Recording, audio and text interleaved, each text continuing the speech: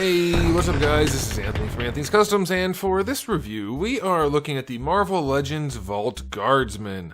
A character who I know nothing about, I didn't even know it existed outside of I saw it once in my Marvel encyclopedia. You guys can let me know if you wanted a figure of this. That's the question of the day. Did you want a figure of the Vault Guardsman, or multiple figures? Because I'm pretty sure it's like groups of them. You can let me know about that. Okay, so yeah, this figure does a couple of things really, really well, and then a couple of other things not so well at all. It's gonna be one of those that's like, unless you really wanted it, you don't want it. So that's the end of the review. Thanks for watching. But really, we should go over it. So let's get it off the stand and take a closer look. This guy stands just about 6 3/4 inches to the top of the head, which makes him pretty close to 17 centimeters, just beyond that.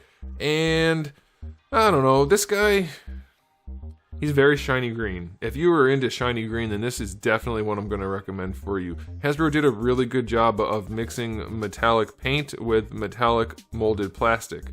I believe we do have some bare plastic on here. It's hard to say for sure. I think so though, because I see some transparent qualities. Some marbling going on, but also there is some paint going on that looks really good, and it's very shiny, and I don't really care about the marble versus not, because it all blends together nicely and it looks really, really good. There's not much to say about it. That's it. There's not a whole lot of paintwork on here. We do have some.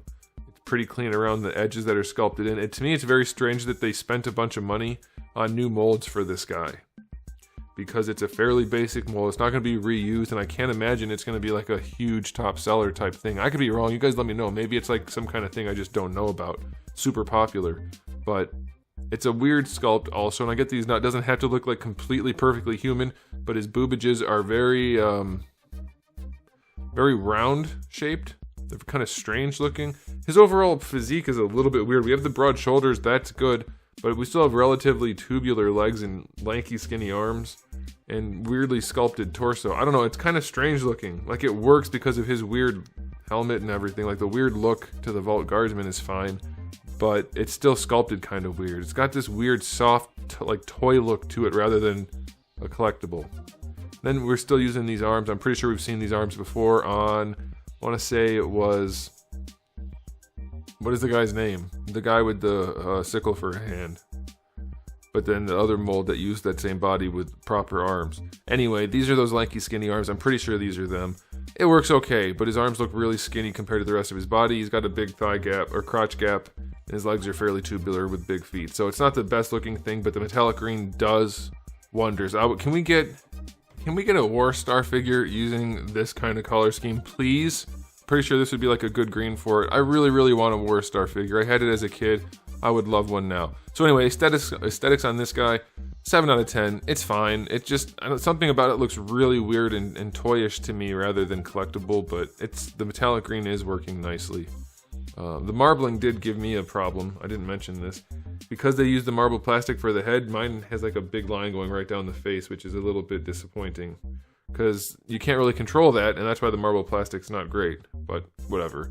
Alright, as far as accessories go, we get the 2 gripping hands that come in the package. They have horizontal hinges. Then we get the 2 fist hands, and we get one of these goofy looking guns. So that's okay. He doesn't have trigger fingers, but the gun doesn't have a trigger guard, so that's fine. 5 out of 10 for accessories, it's whatever. Alright, for the head. Trying to lean it back, it doesn't want to go. Leaning it forward, we do get some. Rotation side to side is fine. No attitude. Weird. Alright, you get your full rotation for the shoulder. The hinge does go up better than horizontal, so that is alright. Bicep swivel is fine. I really don't like the way they sculpted these arms. They're so lanky and weird looking. Elbow works fine, that's alright. Wrists have a swivel and a hinge, obviously, that's fine. Ab crunch goes back a little bit. No pregnancy this time. They're getting better on the radiuses there, so that's good. I like that. Going forward, doesn't go that far. It's alright. It seems to have a very squashed torso. Maybe that's an optical illusion. Should I Photoshop it? I don't know if I need to. I can just show you some reference image that they have in the comics to give you an idea of what he could look like and how Hasbro seems to keep de-superheroing or de-supervillaining the looks of the figures by giving them very tubular bodies. We'll get to one other detail about that in a second. Waist twist is fine. Hips go out to the side far enough, better than 45 by a little bit. You do get a thigh swivel. I didn't talk about going forward. They do go forward and they do go back a little bit. So nice kicks on that. Hips are nice. That's good. Like I said, thigh swivel. Double jointed knee is fine. That's good.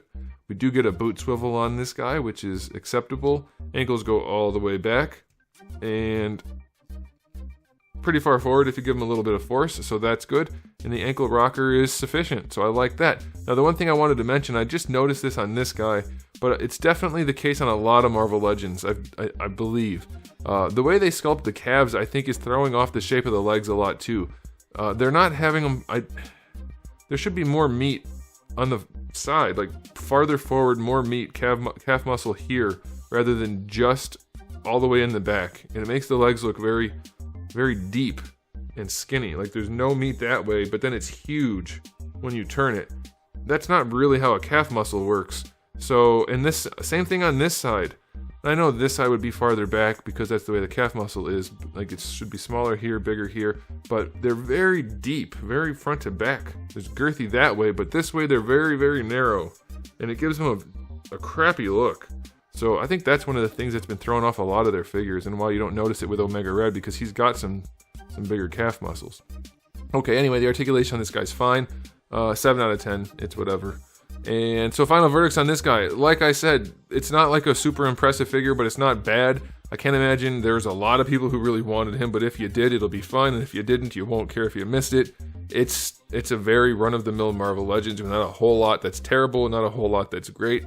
The best thing about this to me is that it makes me think we could eventually get a Warstar that looks really cool with this finish. I would love that. You guys can let me know if you would love that. 2-second question of the day. And so final verdict on this guy, 7 out of 10, it's fine. Thanks for watching. If you enjoyed the video, please do give it a thumbs up. If you didn't, give it a thumbs down. And if you haven't subscribed, you might want to. I have new videos almost every single day and thousands already on the channel. So make sure you come back for all of that.